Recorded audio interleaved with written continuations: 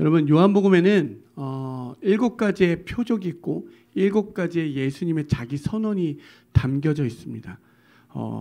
쉽게 말하면 요한복음에서는 7가지의 표적과 그 다음에 그것에 대한 표적에 대한 유대인들, 그 어떤 사람들에 대한 어떤 오해와 왜곡됨이 다시 드러나게 되고 그것을 다시 하나님이 강론하는 이런 부분으로 보통 전개가 되어 있습니다.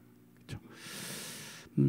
그래서 우리가 지난 시간까지 함께 나누었던 게 첫 번째로 생명의 빵이라 말씀하셨고, 두 번째로 세상의 빛이라 이야기하셨고, 세 번째로 양의 문이라 하셨고, 네 번째로 선한 목자라고 이야기했습니다.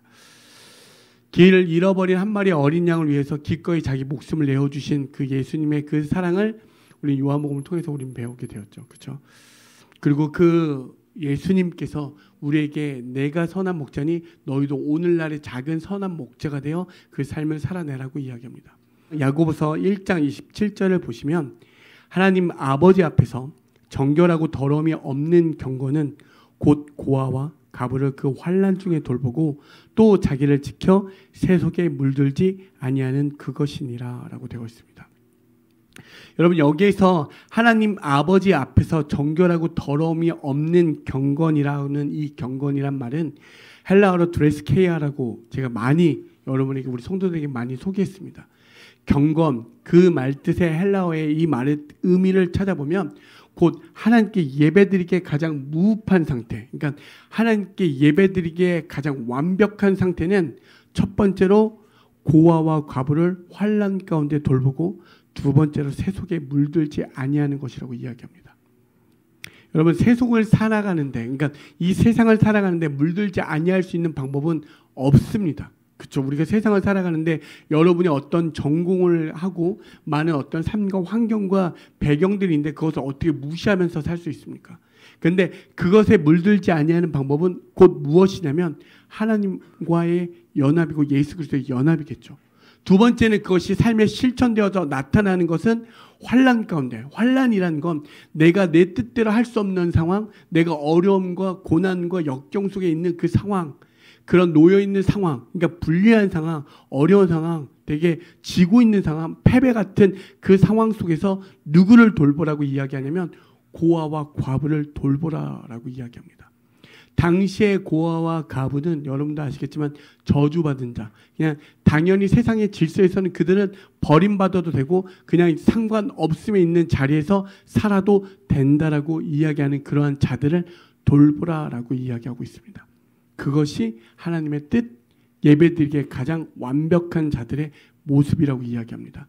우리는 예배자라고 이야기하고 우리는 하나님께 예배드리는 자, 하나님을 언제 어디서나 주님을 경외하고 인정하는 자들이라고 이야기하는 거죠. 그렇게 예배하는 자들에게 나타나는 삶의 모습은 세속에 물들지 아니하는 것과 고아와 과부를 환난 가운데 돌보는 것이라고 이야기합니다. 여러분, 여기에 이 말 속에 어떠한 자기가 드러남이 하나라도 있습니까? 아무것도 없죠. 그것이 모형, 그 모형으로 유일하게 살아내신 분이 누구? 예수 그리스도. 하나님의 뜻대로 살아난 유일한 인간이자 신이신 분이 바로 예수 그리스도라고 이야기하는 거죠. 그분이 오셔서 친히 우리에게 몸서 먼저 그것을 행하여 보여주셨다는 사실이고 우리는 그것을 보고 깨달아 그것을 따르는 자들이 된 것입니다. 아멘. 여러분, 그 은혜가 여러분에게, 우리 모두에게 있기를 소망합니다. 그래서 하나님이 놀랍게도 요한복음 끝에서는 우리에게 말씀하죠. 제자들에게 이야기하죠. 나를 사랑하니? 우리는 예수님을 사랑한다고, 예수님을 닮기 원하고 예수님 뜻대로 살아가기를 원한다는 그 예수님께서 우리를 다시 한번 질문합니다. 사랑하냐고. 나를 사랑하니? 지금 옆에 있는 사람이 가장 사랑하는 사람들이죠. 잘 모르는 사람인가? 네. 옆 사람 한번 보시고 사랑하는 사람한테 한번 물어보세요. 나를 사랑하니? 나를 사랑하니? 그때 그러세요. 아, 날 사랑해? 그러면 내게 맡겨진 양들을 먹이라, 내 양을 치라, 내 양을 먹이라라고 3번을 강조하여 우리에게 말씀합니다. 그 말은 예수님이 이 땅의 인간에 대한 하나님의 태도들이 어떠한지 우리에게 다시 한번 보여주셨고 그것이 예수가 있는 연합된 자들에게 반드시 격발되어 나타난 모습이 바로 이러한 모습이라고 이야기해 주는 것과 동일하죠. 선한 목자는 제가 지난번에도 말했지만 어떤 가성비가 없고 손해보는 그 삶입니다. 가성비가 없습니다. 아무리 따져봐도 가격이 맞지가 않아요. 여러분, 한 마리의 어린 양이 물려서 간다 한들 99마리를 잘 돌보고 지키는 게 올바르지 않습니까? 근데 하나님의 사랑은 그렇지 아니한다는 거죠. 그 길 잃어버리면 그 양을 위해서 기꺼이 달려가는, 그 찾아가는 그분이 우리에게 말하시는 신선한 목자라는 사실입니다. 여러분, 그것이 우리 교회 안에, 여러분 안에, 교회라는 건 우리 여기에 있는 이 모든 게 아니라 바로 내가 교회잖아요. 그런 여러분의 삶이 되어지길 소망합니다. 그래서 가정에서나 직장에서나 학교에서나 언제 어디서나 그 삶이 여러분 가운데 있길 소망합니다. 아멘. 오늘은 그 예수님께서 5번째로 이제 자기를 선언하시고 소개하는 장면이 무엇이냐면 나는 부활이요 생명이라고 소개하고 있습니다. 근데 아까도 말씀드렸듯이 그러한 소개하는 것에 대한 배경들이 그 앞에 항상 모형으로 나옵니다. 내가 왜 부활이요 생명인지에 대해서 하나님은 그것에 대한 어떤 표적들을 먼저 보여주시죠. 이 요한복음 11장에 있는 그 표적에 대한 아주 중요한 7번째 표적이 무엇이냐면 죽은 나사로의 이야기가 나옵니다. 많이 들어보죠? 그 나사로의 이야기를 여러분에게 말씀드리면 마르다, 마리아, 나사로 이렇게 세 남매가 있었습니다. 그런데 어떤 일이 있었죠? 그 나사로 오라버니가 병들어서 아픔 가운데 있어서 그들은 마리아와 마르다는 그에게 사람을 보내어 예수님께 그 병을 고쳐달라고 부탁하는 장면이 오늘 이 요한복음에서 11장에 나옵니다. 근데 마르다, 마리아, 오늘 나오는 이 나사로는 예수님이 어떤 관계냐면 사랑했다라고, 내가 좋아하고 내가 사랑하는 사람들이라고 소개하고 있습니다. 한번 볼까요? 그런데 놀랍게도 그 사랑하는 사람들에게 예수님이 어떻게 말씀하냐면 내가 그들을 사랑하니 이틀을 더 유하겠다라고 이야기합니다.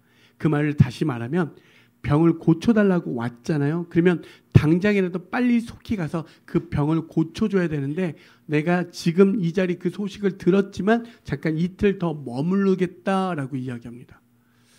참 이해 안 되시죠? 한번 그 말씀 볼까요? 요한복음 11장 4절에서 6절입니다. 예수께서 들으시고 이르시되 이 병은 죽을 병이 아니라 하나님의 영광을 위함이요 하나님의 아들이 이로 말미암아 영광을 받게 하려 함이라 하시더라. 예수께서 본래 마르다와 그 동생과 나사로를 사랑하시더니 나사로가 병들었다 함을 들으시고 그 계시던 곳에 이틀을 더 유하시고. 그렇죠. 어떻게 하죠? 이 안에 본문의 말씀에서 분명히 사랑한다라고 이야기합니다. 그렇죠? 사랑한다고. 그러면 그 당장 가서 고치시는 게 맞으시고, 그리고 여러분 놀랍게도 여러분들은 우리가 말씀을 읽어보면 아시겠지만 예수님의 어떤 표적 가운데 두 번째 표적에 왕의 신하의 아들이 나옵니다. 그도 병들었을 때 예수님이 명령하였더니 치유받고 병고침을 받았습니다. 제가 한번 소개해 볼까요? 요한복음 4장 49절에서 51절에 신하가 이르되 주여 내 아이가 죽기 전에 내려오소서. 예수께서 이르시되 가라 내 아들이 살아있다 하시니 그 사람이 예수께서 하신 말씀을 믿고 가더니 내려가는 길에서 그 종들이 오다가 만나서 아이가 살아있다 하거늘. 여러분 어떻습니까? 왕의 신하의 아들이 아파 병고침에 병을 고쳐달라 부탁했을 때 그 말한 즉시 이르시되 말씀한 즉시 그의 병이 나았습니다. 그러면 일반적인 보편적인 상식에 의하면 그 내 사랑하는 이가 아프다 하면 예수님이 말씀하시면 고쳐지잖아요. 그렇죠? 그러면 나아라 하면 나아질 텐데 오히려 예수님이 지금 어떠한 방식을 취하시냐면 이틀을 더 유하겠다라고 이야기합니다. 도무지 이해가 되어지지 않죠. 그냥 여러분 말씀을 읽을 때 여러분의 삶에 그대로 한번 적용하는 게 되게 중요합니다. 모든 말씀은 그냥 말씀을 문자적으로 생육하여 번성하여 다스리라 그러고 내가 그냥 문자 그대로 여러분 하지 마시고 문자 그대로 하면 여러분에게 오해될 만한 말씀들이 너무나도 많습니다. 말씀 속에서 함의된 의미가 무엇인지 깨달아 내 삶에 적용이 돼야 되는데 예수님이 그 즉시 낫게 하셨는데 내가 가장 사랑하는 네가 아파? 미안하지만 내가 이틀 더 있다 갈게 이런다고 생각해 보십시오. 그러면 쟤는 날 사랑하지 않아라고 생각하죠. 내가 죽길 바라는구나. 그래. 여러분 이렇게 오해하지 않습니까? 우리는 수도 없이 예수를 믿지만 수도 없이 오해합니다. 수도 없이 삐지고 예수 믿는 사람이 정말 잘 삐집니다. 예수 믿는 사람들이. 왜? 예수님께 기대했는데 자기 뜻대로 안 되니까. 근데 우리는 신앙이 알잖아요. 우리는 이제 스마트해진 성도들이니까 내 뜻이 하늘의 뜻대요. 하늘의 뜻이 내 뜻되는 게 올바르다 이야기하는데 여전히 내 뜻이 성찰되어지지 않고 내 뜻이 이루어지지 않으면 예수님께 수도 없이 삐지잖아요. 요한복음 11장 17절에 보시면 예수께서 와서 보시니 나사로가 무덤에 있은 지 이미 나흘이라. 며칠이 됐죠? 사흘이 지났습니다. 예수님 도착하셨는데 하루, 이틀, 3일, 4일 도착하신 지. 근데 여러분 이제부터 시작입니다. 유대인들에게요. 이 죽은 지 나흘 되었다는 이 개념이 이제 또 있습니다. 여러분 유대인들한테 우리가 어떤 죽음에 대한 인식 나라마다 다르잖아요. 어떤 생각들 다 다르잖아요. 유대인들에게 죽음이라는 인식은 3일 동안 누군가 죽었을 때는 그 영혼이 그 몸 주변을 돌아다닌다라고 생각합니다. 그래서 혹여 그 영혼이 다시 그 소생할 수 있는 기회가 3일 안에 있다라고 모든 유대인들은 생각을 한대요. 근데 4일째 되는 날은 이제 그에게 모든 영혼이 떠나갔다. 그러니까 완전히 이제는 그는 죽었다라고 인식하는 날이 언제냐면 4일째 되는 그 나흘째 되는 날이라고 이야기합니다. 4일째 되는 날.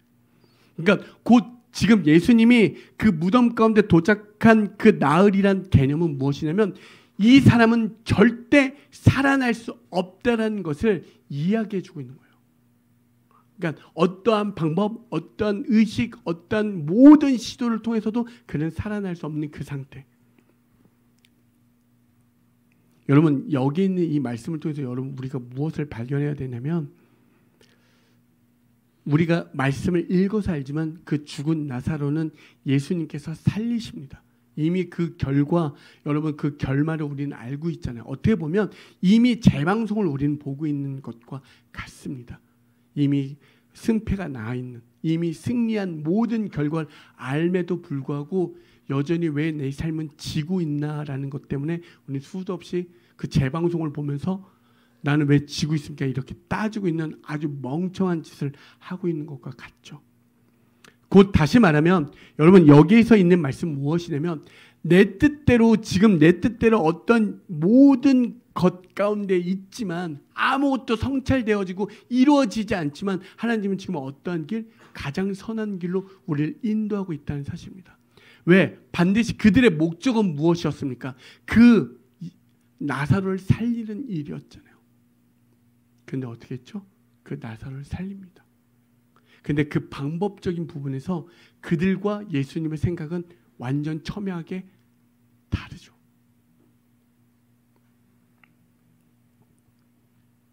여러분 우리가 꼭 기억해야 되는 건 때론 보이지 않고 느끼지 않는 우리 웨이메이커에 있는 말씀처럼 예수님은 여전히 그 선한 길로 우리를 인도하고 있다는 사실입니다. 근데 그 방법이 때로는 우리에게 눈물을 마주하는 그 상황과 죽음의 자리를 마주하는 것처럼 느끼게 한다는 사실입니다. 근데 그 안에도 우리에게 눈물과 죽음을 직면하는 그 고통 가운데 있지만 그것은 고통과 슬픔이 아니라 진짜 참 기쁨과 선한 길로 인도하는 그 여정 과정 가운데 있다는 사실입니다. 그렇게 하신 이유가 무엇인 줄 아십니까? 여러분 절벽을 향해서 달려가는 우리들을 향해서 예수님이 할 수 있는 방법이 무엇입니까? 미친 듯이 달려가는데 떨어져 죽으려고 때로는 붙잡아서라도 때로는 넘어뜨려서라도 그를 붙잡는 게 바로 하나님의 사랑이 나타나는 장면인 줄 믿습니다. 여러분 이것이 깨달아질 때 우린 믿음으로 말미암아 살아가는 존재인 것입니다. 아멘. 여러분에게 때로는 슬픔, 고통 반드시 찾아올 때가 있습니다. 하지만 내 유한한 생각으로 하나님의 무한한 생각을 담을 수 없음을 여러분 우리가 믿음으로 선포하며 나아갈 때 온전한 그 길로 나아갈 줄 믿습니다. 아멘. 그 사랑의 표현이 한 구절 더 나옵니다. 예수께서 눈물을 흘리시더라. 요한복음 11장 35절에 나옵니다. 이거는 모든 성경을 통틀어서 가장 짧은 구절이에요. 여러분의 머릿속에 성경 구절 하나도 안 외우신 분들, 나는 멍청해서 성경이 안 외워진다라고 하면 요한복음 11장 35절 정도는 외우십시오. 예수께서 눈물을 흘리시더라. 근데 여기에서도 완전히 다른 개념이 무엇이냐면 인간이 생각하는 눈물과 예수님이 생각하는 눈물이 완전히 다르다는 사실입니다. 인간은 그 죽은 나사로의 모두가 슬퍼하는 그런 보편, 이제 얘는 살아나지 못해라는 그 슬픔 속에서 모두가 슬픔에 잠겨있을 때 예수님이 똑같이 그 슬픔에 있었냐라고 할 때 한번 여러분 보실까요? 요한복음 11장 36절에서 37절을 보면 세번역 성경에 이렇게 되어 있습니다. 좀 쉽게 얘기해요. 그러자 유대 사람은 보시오, 그가 얼마나 나사로를 사랑하였는가 하고 말하였다. 그 가운데서 어떤 사람은 이렇게 말하였다. 눈먼 사람의 눈을 뜨게 하시는 분이 이 사람을 죽지 않게 하실 수 없었단 말이요. 이렇게 이야기해요. 예수님의 눈물을 보고 그를 사랑한다면 눈먼 자도 눈 뜨게 했는데 죽은 자도 살리지 못해 비아냥거리고 있죠. 인간들은. 어떤 모든 표적을 보고, 그래서 여러분에게 놀라운 하나님의 은혜와 기적이 일어난다고 해서 믿음으로 이어지냐? 절대 그렇지 않다는 사실입니다. 요한복음에 놀라운 이런 이적과 기적이 일어났지만 결국엔 죽은 나사로가 일어난 이 표적의 사건은 예수님을 죽이는 가장 큰 사건이 되어집니다. 여러분, 여기 되게 중요한 메시지가 있어요. 여러분 기적을 구하잖아요. 여러분의 삶에 어떤 변화, 놀라운 변화를 원하지만 그 기적이 진짜 참된 믿음의 길로 들어가게 하느냐? 아니요. 절대 그렇지 않다는 사실입니다. 예수 그리스도만이 내 안에 영접되어질 때 그 유대 강야에서도 주는 인자시오 자비로우신 하나님 여호와시라고 고백하는 다윗의 고백이 되어질 줄 믿습니다. 그것이 진짜 믿음이지, 여러분에게 홍해가 갈라져서 여러분이 지금 딱 갔는데 여러분이 뜻한 바가 막 갈라져요. 하나님, 저 건물을 사고 싶습니다. 그러면 이번 주에 로또 번호 6개 알려주십시오. 다 해서 됐어요. 와, 건물을 샀네. 건물 2채 샀네. 3채 샀네. 여러분, 그럼 믿음이 성장할 것 같습니까? 아니요. 절대 그렇지 않다는 사실입니다. 절대. 우리가 이 작은 메시지 하나하나 속에서 예수님을 발견해야지, 그 속에서 내 뜻을 발견해야 되는 게 아닙니다. 기도는 왜 하는 줄 아십니까? 내 뜻으로 막 간구하고 여러 가지 것들을 구하지만 그것이 하나님의 뜻이 되어 다시 바뀌어 하나님의 뜻을 알아 온전한 나를 깨달아지는 거. 내 모든 기도가 역전되어지는 그 상황, 완전히 바뀌어지는 거. 아, 하나님의 뜻이 이러한 것이군요. 그 뜻이 내 안에 완전히 새겨져서 그 뜻으로 나아가게 되는 거. 그래서 우리가 기도해야 될 줄 믿습니다. 그런 이유에서 기도하는 거지, 여러분 뜻대로 되어지고. 정말 많은 이 자리에서도 저도 비록 지금의 이 시간까지 걸었지만 놀랍게 하나님이 인도하신 기적과 이적이 있었지만 그 사이사이에 제 믿음이 더욱더 성장했느냐? 아니요. 제가 지금 여러분에게 감히 말씀드릴 수 있는 게 무엇이냐면 정말 저는 죄인이라는 사실밖에 없습니다. 아무리 둘러봐도 오늘도 하나님의 은혜가 내 안에 내려지지 않으면 나는 결코 또 죄인이구나. 그 죄에서 벗어날 수 없구나. 난 죽을 수밖에 없다는 사실밖에 없습니다. 근데 우린 끊임없이 죽기 살기로 살려고 하죠. 어떻게 하면 살까? 어떻게 하면 사랑할까? 어떻게 하면 내가 유익을 얻을까? 어떻게 하면 돈을 벌까? 그런 것들이 틀렸다는 것이 아니라, 여러분 진짜 지금 예수님은 우리에게 말하는 게 무엇이냐면 그 죽음의 그 죄에 싹인 그 사망에서 벗어날 수 없는 인간들 향해서 그 인간들의 슬픔에 대해서 동참하고 있다는 사실입니다.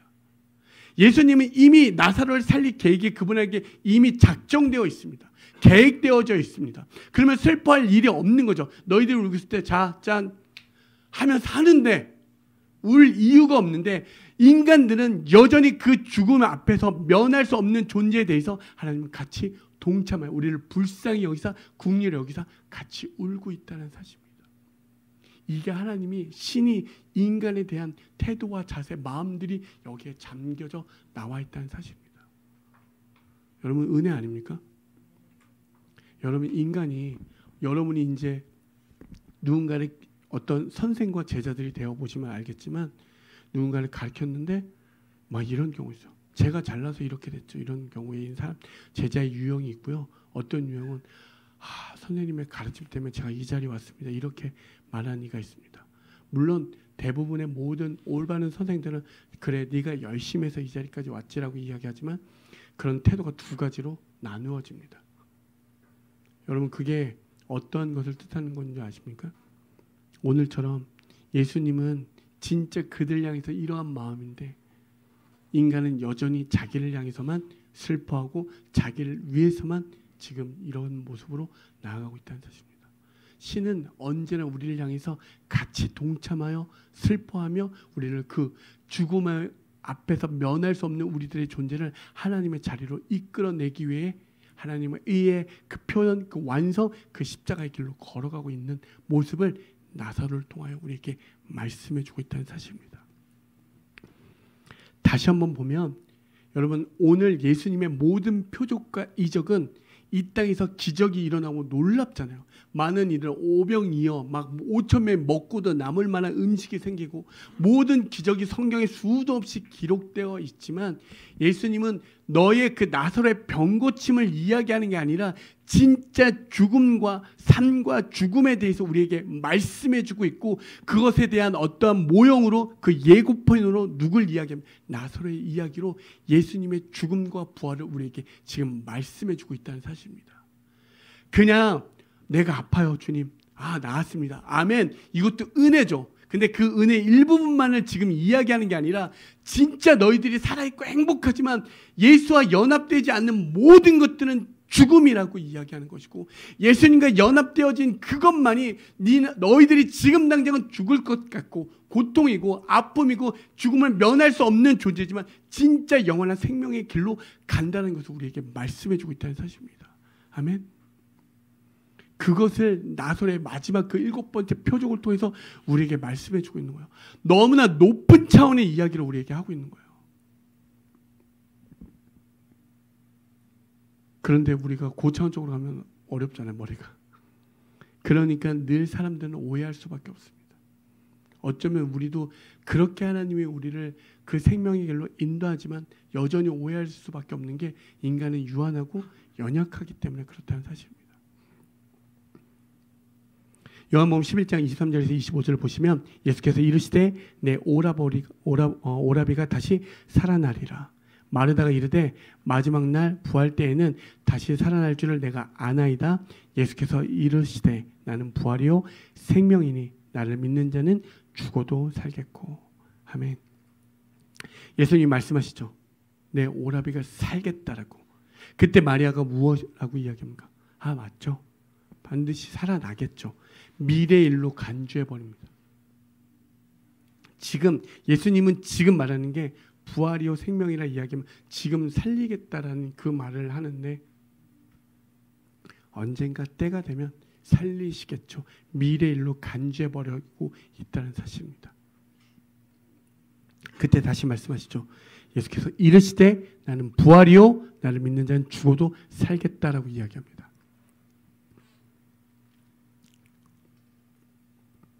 곧 이 말은 예수 그리스도와의 사랑 안에 머물면 그것이 부활의 삶이라는 것을 우리에게 지금 말씀해주고 있는 것이고 예수 그리스도의 연합만이 부활이요 생명이라고 이야기하고 있는 것입니다. 아멘. 그러면 예수 그리스도가 왜 죽음당하셨을까라는 생각해 본 적이 있습니까? 꼭 죽으셔야만. 여러분 다시 한번 생각해 봅시다. 제가 이 말씀을 준비하면서 여러분에게 꼭 같이 깨달았으면 하고자 하는 그 마음은 무엇이냐면 모든 인간은 이 땅에서 흥망성쇠를 다 통해서도 아무리 결국에는 우리 모두는 다 죽는다는 사실입니다. 그렇죠?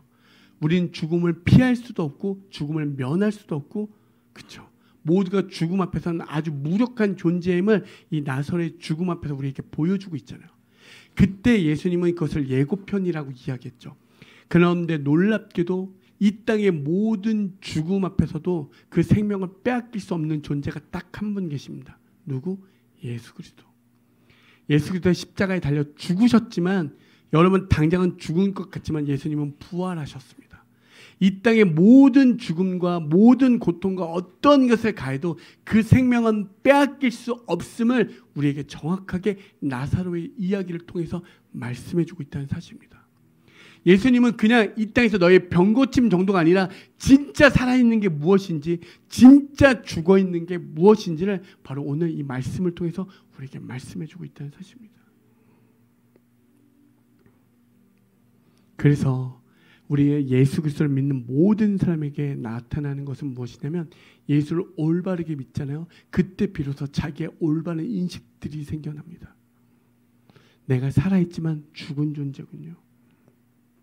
나로 끝까지 사는 내가 주인이 되는 그 삶은 결국엔 영원한 죽음으로 들어가는 그 삶이군요.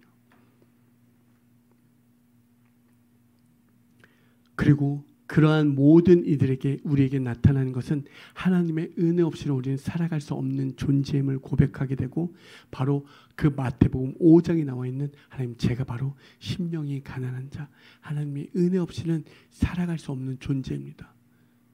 그렇게 이야기하죠. 여러분 생각해 보십시오.